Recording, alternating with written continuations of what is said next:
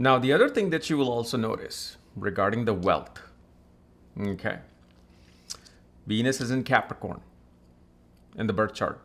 Now, when Venus is in Capricorn, the individual, the one thing that you will see, they love the money just comes and slips out of their hand. Okay. And this is where I will advise this person with Venus in Capricorn is to always have somebody helping them budget and manage their money. That, hey, this much you made, this has to go into savings. And this is the amount that you can spend. You do whatever you want. You want to spend it in 1 second, you would do it in 1 second. You want to spend it in 5 hours, you do it in 5 hours. Most likely they will do it in 5 hours, not even 5 days. But the potential of wealth. Venus, look in the Navamsha. It's in the 4th house in Taurus. Okay, fine. 4th house in Taurus shows a beautiful home, happy home. Okay. Lot of love, lot of celebration within the home because Venus is in Taurus. They'll love to have parties within the home. They'll love to have gatherings within the home. But what I want you to do, put that same Venus back into the birth chart. Where does it go? 11th house. So if Venus is the tree, Navamsha is the fruit is very sweet. Like Venus is a mango tree, that mango is ripe, orange, bright yellow. I mean, you just want to cut it and eat it. Because Venus goes 5th from itself, number 1, and in the 11th house of the birth chart of fulfillment of desires. Now, how does that fulfillment of desires takes place?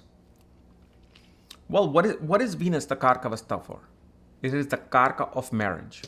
And for this person, marriage activates that wealth and money, fulfillment of all desires.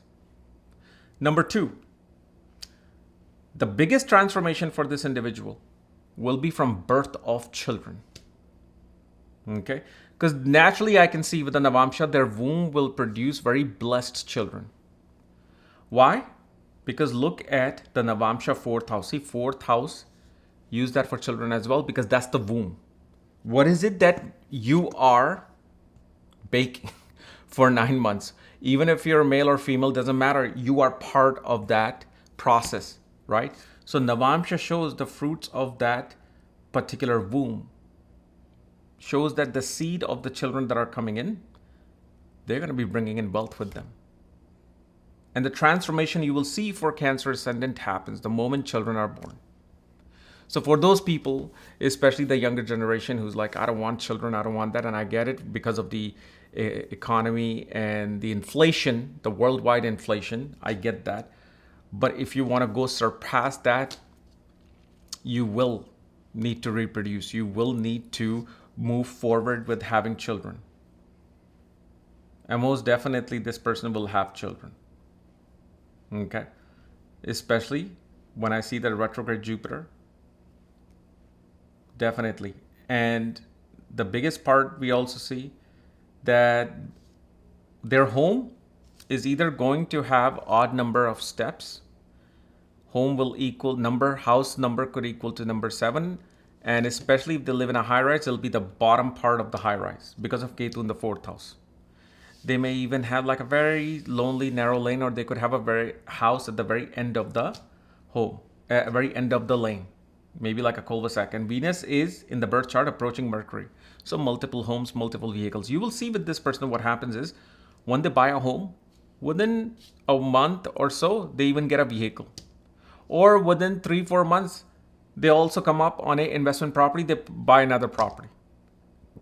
Venus approaching Mercury in the birth chart, being in the 4th house of Navamsha, shows their wealth and assets will be greatly accumulated through property, home, not just barren land. And one thing I will advise this person, very important. Although it's not as bad as some of the other positions that I've seen with Mars, don't ever buy a barren land. Because of Mars being trine from Rahu and in the 6th house. When you buy barren land, it'll either get caught up in some dispute or you'll have to sell it at a very low price. So now, let's say if you do get a chance of a lifetime, you're like, we're getting 40 acres. Let's say I can only calculate it dollar-wise. 40 acres for only $35,000? We're taking it. I don't care about what the prediction was. Okay, fine. I'll take that too. But what you should do immediately, is build a small cabin on top of it. The moment you get the key, have a construction guy ready for you to go there and build even an 8x8, 10x10 cabin. Just a structure has to be on that particular land, and then you won't be able to lose that land. Then you won't be able to deal with anything in terms of getting that thing into dispute. But if you just keep it a barren land, no. Even though Mars has passed the degrees of Rahu, okay, but trine will always influence the planet fully, because Rahu is trine from Mars in the birth chart, and especially Mars and Saturn are together, okay, in the 5th house. So then actually the barren land can cause dispute and confusion. Like, what do we do with this? Do we do this? Do we do that? It'll always be this duality that it becomes active with that.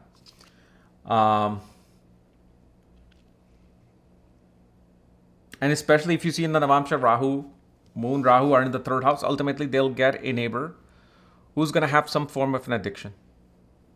Maybe you're drunk. Maybe you'll know, oh, it's Saturday night. Yep, he's drunk.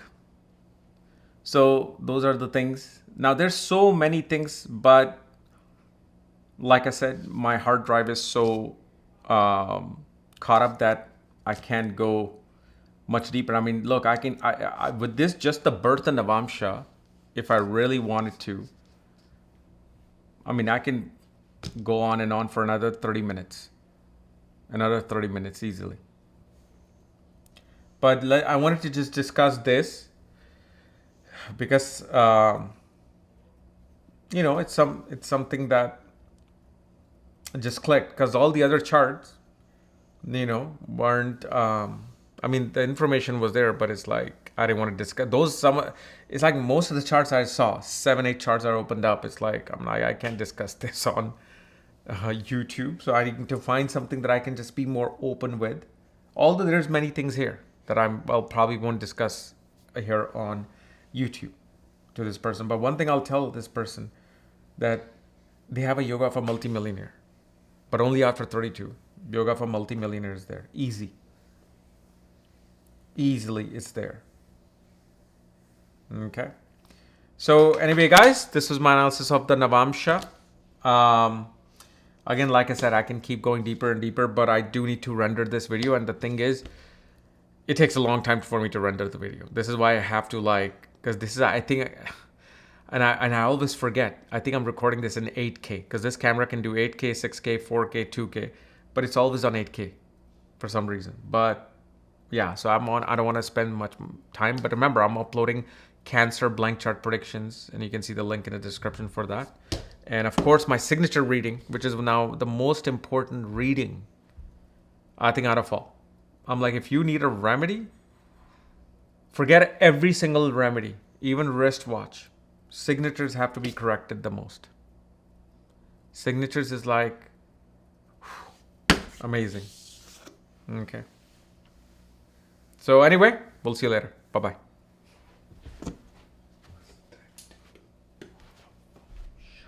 Navamsha.